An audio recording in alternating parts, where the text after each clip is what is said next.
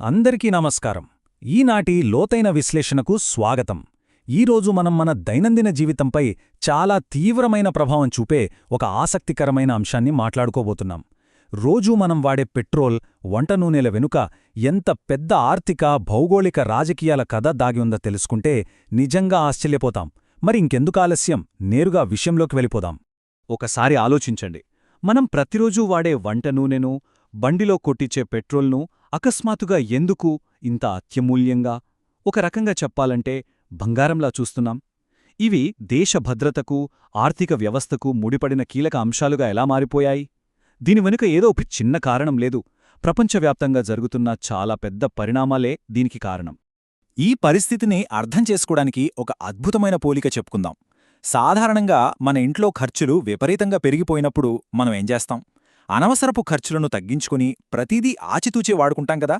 కష్టకాలంలో ఒక కుటుంబం ఎలాగైతే పొదుపు చేస్తోందో, ఇప్పుడు భారతదేశం అనే ఈ పెద్ద కుటుంబం కూడా సరిగ్గా అలాగే వ్యవహరించాల్సిన సమయం వచ్చేసింది. అసలు మన జాతీయ కుటుంబం ఎందుకింతలా పొదుపు చేయాల్సి వస్తోందో తెలుసుకోవడానికి ముందుగా మనం ప్రపంచవ్యాప్త సరఫరా సంక్షోభం గురించి మాట్లాడుకోవాలి. సరిగ్గా మే 2026 నాటి పరిస్థితులు ఒక్కసారి గమనిస్తే పశ్చిమాసియాలో ఒక్కసారిగా ఉద్రిక్తతలు పెరిగిపోయాయి. దీనివల్ల ఏమైందంటే ప్రపంచవ్యాప్తంగా జరిగే చమురు సరఫరాకు ఊహించని రీతిలో చాలా పెద్ద బ్రేక్ పడింది. అంటే మనం రోజూ ఆధారపడే ఆ చమురు అంత సులభంగా మన దేశానికి రావడం లేదన్నమాట. ఇక్కడ మనం హార్మూజ్ జలసంధి అనే పేరు ఖచ్చితంగా గుర్తుపెట్టుకోవాలి. ఇది ప్రపంచ చమురు రవాణాకు ఒక రకంగా గుండెకాయలాంటి సముద్ర మార్గం. సరిగ్గా అక్కడే ఏర్పడిన అడ్డంకుల వల్ల చమురు రవాణా బాగా నెమ్మదించింది. ఇలాంటప్పుడు మన దగ్గర ఉన్న నిల్వలను జాగ్రత్తగా వాడుకోవడమనేది కేవలం అవసరం మాత్రమే కాదు, జాతీయ భద్రతకు సంబంధించిన విషయం కూడా. సరే, గ్లోబల్గా ఇంత ఇబ్బంది ఉంటే మన జాతీయ పర్స్ మీద అది ఎంత భారం మోపుతుందో ఇప్పుడు చూద్దాం. మనం ఎంతలా ఇతర దేశాలపై ఆధారపడుతున్నామో తెలిస్తే నిజంగా షాకవుతాం. మన దేశానికి అవసరమైన పెట్రోలియంలో ఏకంగా 90% ముడిచమురును మనం బయటినుంచే దిగుమతి చేసుకుంటున్నాం. మన దేశంలో సొంతంగా ఉత్పత్తి అవుతున్నది కేవలం 10% మాత్రమే. ఎంత భారీగా ఆధారపడుతున్నామో చూడండి. పోనీ ఇది కేవలం వాహనాలకేనా అంటే అదీ కాదు. మన వంటగదిలోకి వెళ్తే మనం రోజూ వాడే వంట నూనెలో కూడా 60% దిగుమతి చేసుకుంటున్నదే. అంటే ఉదయం బ్రేక్ఫాస్ట్ నుంచి రాత్రి డిన్నర్ దాకా మనం వండుకునే ప్రతి కూరలో సగానికి పైగా నూనె విదేశాల్నుంచి వస్తున్నదే. ఇక్కడ అసలు సమస్య ఎక్కడొస్తుందంటే ఈ ధరలతోనే. అంతర్జాతీయ మార్కెట్లో ఒక బ్యారెల్ చమురు ధర సుమారు $126కు చేరుకుంది. ఇది చాలా పెద్ద మొత్తం. అంటే మన దేశ సంపద భారీ ఎత్తున డాలర్ల రూపంలో ఇతర దేశాలకు ప్రవహిస్తోందని అర్థం. ఈ నెంబర్ ఒక్కసారి నిశితంగా గమనించండి. $19.5 బిలియన్ 2025-26లో కేవలం వంట నూనె దిగుమతుల కోసమే మన దేశం ఇంత భారీ మొత్తంలో విదేశీ మారకద్రవ్యాన్ని ఖర్చు చేసింది.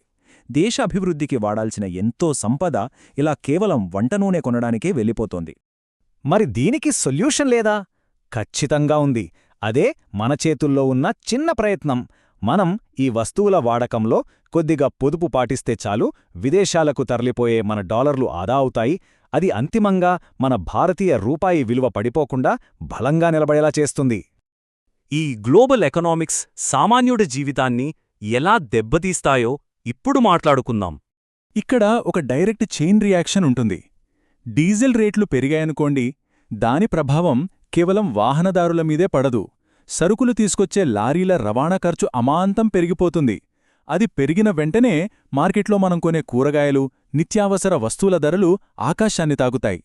డీజిల్ వాడకం తగ్గించి రేట్లు కంట్రోల్లో ఉంచితేనే నిత్యావసరాలు సామాన్యుడికి అందుబాటులో ఉంటాయి.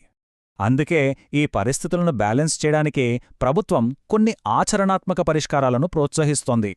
బస్సులు, మెట్రో లాంటి పబ్లిక్ ట్రాన్స్పోర్ట్ ఎక్కువగా వాడటం, ఒకే ఆఫీస్కి వెళ్లేవాళ్లు కార్ పూలింగ్ చేసుకోవడం, ఇంట్లో వంట నూనె వాడకాన్ని కొద్దిగా తగ్గించటం. మనం డిమాండ్ తగ్గిస్తే మార్కెట్లో ఆటోమేటిక్గా ధరలు స్థిరంగా ఉంటాయి కదా. ఇక చివరిగా ఈ పొదుపులో దాగి ఉన్న ఒక పాజిటివ్ కోణమేంటో చూద్దాం. వంట నూనెను తక్కువగా వాడితే ఏమవుతుంది? మన గుండెకి ఎంతో మంచిది. గుండె సంబంధిత వ్యాధుల ముప్పు తగ్గుతుంది. అంటే మనం చేసే పొదుపు మన ఆరోగ్యానికి శ్రీరామరక్షన్నమాట. మరోవైపు పెట్రోల్ వాడకం తగ్గిస్తే కాలుష్యం తగ్గుతుంది. అంతేకాదు ఈ సంక్షోభం మనల్ని మరింత వేగంగా ఎలక్ట్రిక్ వాహనాల వైపు, ఇథనాల్ బ్లెండింగ్ వైపు అడుగులు వేసేలా చేస్తోంది. ఇదొక అద్భుతమైన మార్పు కదా. ఇక ముగించే ముందు మూలాల నుండి తీసుకున్న ఈ అద్భుతమైన వాక్యం గురించి ఒక్కసారి ఆలోచించండి. వంట నూనె, ఇంధనం పొదుపు చేయడమంటే కేవలం మన జేబులో డబ్బులు మిగిల్చుకోవడం కాదు. అది మన దేశ ఆర్థిక వ్యవస్థను రక్షించడంలో, రూపాయి విలువను కాపాడటంలో ఒక పౌరుడిగా మనం చూపే నిజమైన దేశభక్తి. మన ఇంట్లో, మన ప్రయాణాల్లో మనం చేసే చిన్న చిన్న మార్పులు దేశ భవిష్యత్తును నిర్ణయిస్తాయి. మరి ఈ ఆర్థిక దేశభక్తిలో భాగస్వాములు కావడానికి మనమంతా సిద్ధమేనా? ఆలోచించండి. ఈనాటి విశ్లేషణను ఆద్యంతం వీక్షించినందుకు ధన్యవాదాలు.